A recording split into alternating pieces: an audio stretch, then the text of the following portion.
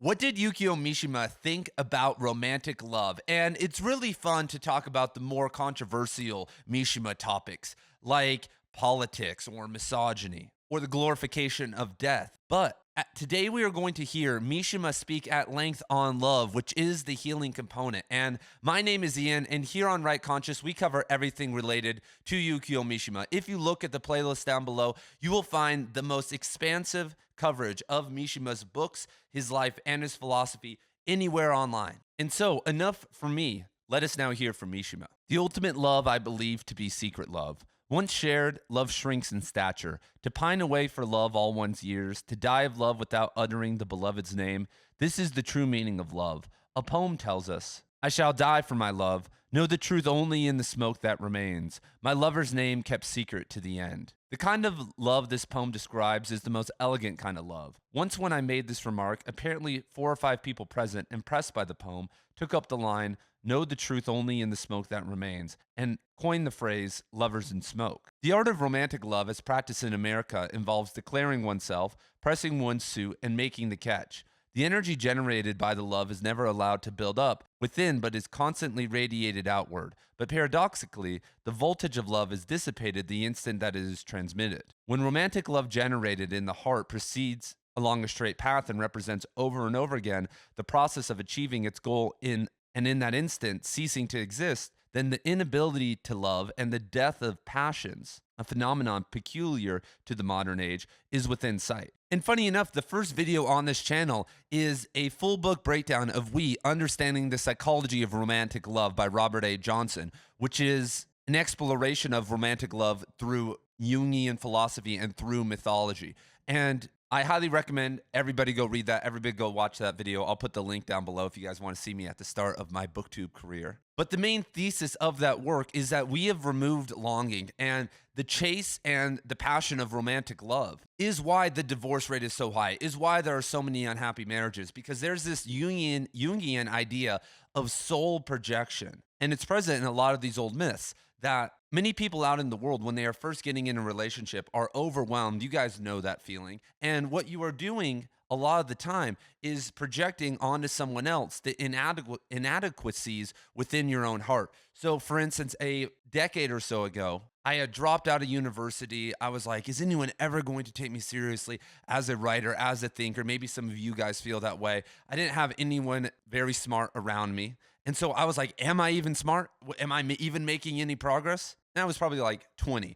And I meet this woman, and I think she's like the most intelligent person ever, like very smart, very witty, and all these different things. But then I went on a vacation with my family for a couple weeks up to Utah, hung out in nature. We didn't talk very much, just over text and stuff. And then when I got back, I started talking to her, and I was like, oh my God, this girl is an idiot. And what I had done was project my soul, my own inadequacies onto her. And many people get caught up in the honeymoon period and go through this process and project. And eventually, all these things melt away. And then they are in a relationship. They have a kid. They are married. They have a lease together. Or they are too weak to break up the relationship. And thus starts the modern horror of romantic relationships. And so the idea of the knights errant, the idea of the samurai, what Mishima is talking about here and what was in history is first and foremost, not just having this sense of longing, which is really important, but first of all, being 100% complete within and being on the journey. Because when we look at the samurai or the knights errant, they are looking for more than just love. They are usually on a quest of some form. And I also do believe that this type of secret love is a very beautiful thing to hold on to, and you can have it almost at any time in your life. But the problem with longing and secret loves today is that social media and technology have ruined this. So, for instance, if it was 150 years ago, and I was out here living in the middle of the desert, and there was a woman, for whatever reason, I met somewhere, or I was in an arranged marriage with, and I knew that I liked her, I knew that she liked me, but there was no way for us to communicate. Let's say there was no system of letters and she was a day's ride away or more on a horse. Then how were we supposed to communicate? And this is why so many logic bros out there have no great relationships. This is why so many people who are into writing and reading can't hold a relationship. And all like, oh my God, did you see what happened? All those guys absolutely suck at it, because what you used to have to do is look to the stars, look to poetry, look within, tap into longing without any form of communication or objective logic. And then when you finally see each other, because she's most likely doing it too, then when you come together, it's an explosion and it's this beautiful experience. And all this stuff has built up and you've explored yourself and all these different things. And you've done so much active imagination that one could say you've cleansed yourself of the law of the projections. But instead, now you could immediately be texting someone. You have access to their Instagram history. You can go see their LinkedIn profile. Not to say you should stalk someone, but you could basically understand almost immediately what someone's about. And even if they live in Europe, if you wanted to, you could go take a flight to London and be there by the end of the day. And so this axiomatic longing that has now been removed from our society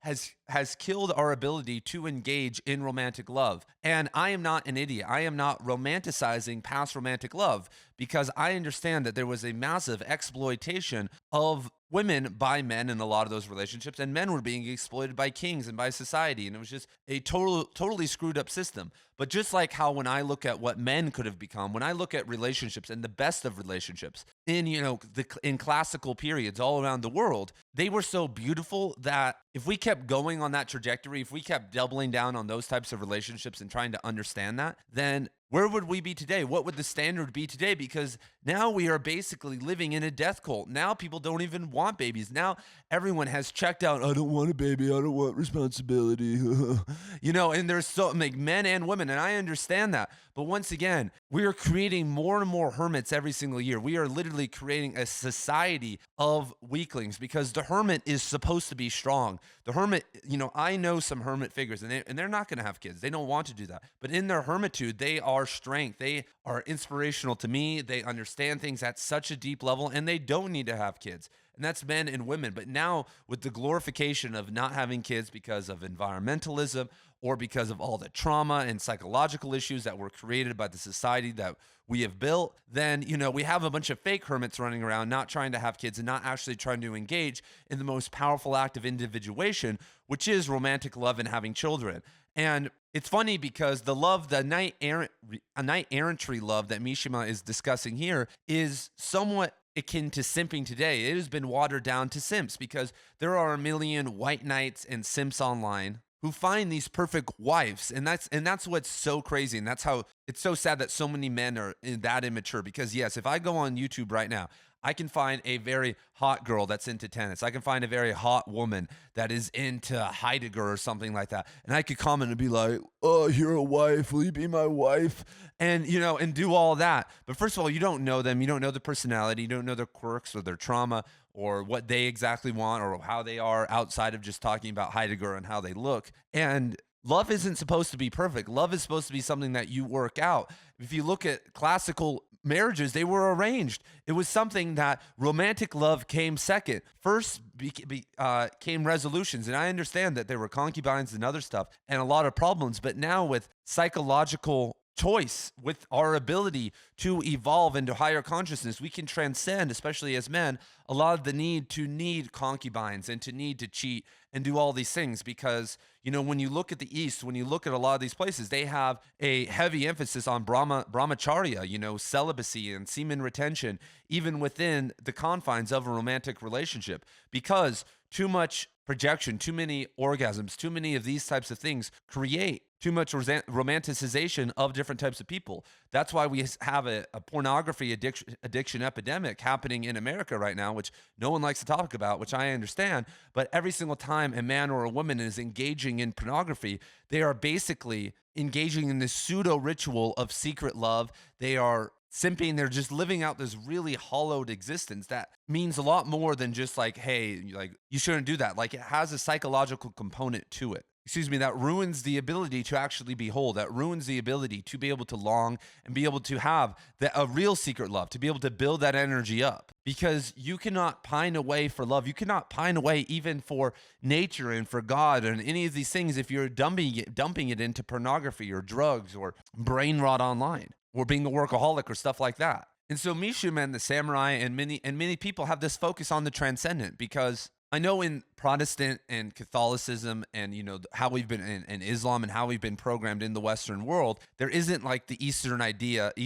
Orthodoxy idea of theosis and connecting with God trying to merge with God is not a priority because you're just trying to get to heaven. You're trying to live an ethical life, but attaining higher consciousness through a system to be able to connect with the mystical divine, the God above God at a deep level is not a priority. And you can see that through the rituals and the lifestyle and the mentality of people in the Western world who are under religious control. And Eastern Orthodoxy obviously gets closer to that, but Eastern Orthodoxy doesn't have a game plan to how to enact that, because there actually is a game plan to be able to meditate and to be able to connect to higher dimensions of consciousness. And so the East has been focused on that for over 2,500 years, including Japan. And so in the East, there is a lot of literature about loving God, about loving this higher power, about being in, one could say, a relationship with it, not a sexual relationship, but a very deep romantic relationship with the divine, which is, first of all, that's an absolute mind-blowing taboo to people in the West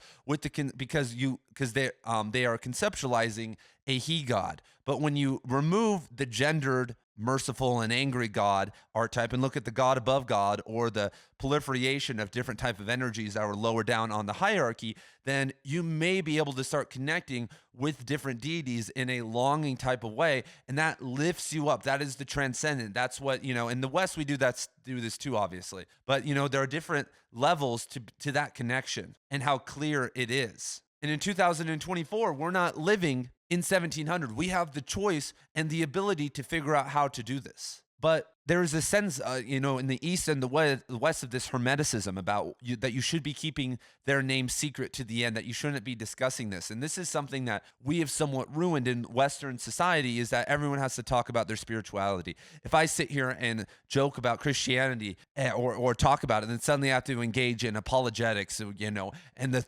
last 2,000 years of arguments. But, instead we should be more going on this internal spiritual journey and, figuring out the cosmology on our own with the help of the elders of the past in all different religions. But instead, we don't like that. We have to dial down on one little thing. But it should be a very personal process, because spirituality, these things can only, it doesn't matter what faith you are, it can only be revealed within. Like, some of the things that have happened to me spiritually are mathematically impossible when you combine all of them together.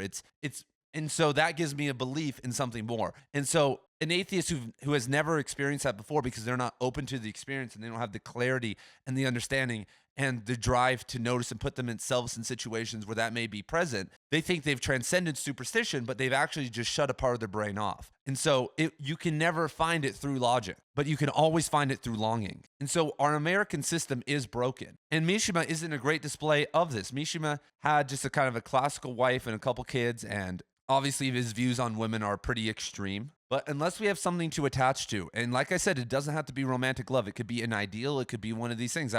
You could be a Christian and do these things. Like I said, I enjoy Christianity. I love Christianity, and I study it all the time. I think about it all the time. But I just view that it should be a part of a larger system, and we should be utilizing personally. If you can transcend, if you can get over the idea of going to heaven and get over the fear of the afterlife, we should be utilizing all the best practices and ideas from all the different elders all throughout time. But anyway, if you can't hold on to an ideal, then then the inability to love and the death of passions is within sight. And so, boom, everybody. There you have it. Thank you guys for being here. If you guys want some more Yukio Mishima, I talk about him a bunch over on my Substack. I have a free PDF guide to Mishima's favorite books down below, and I will see you guys very, very soon in the next video.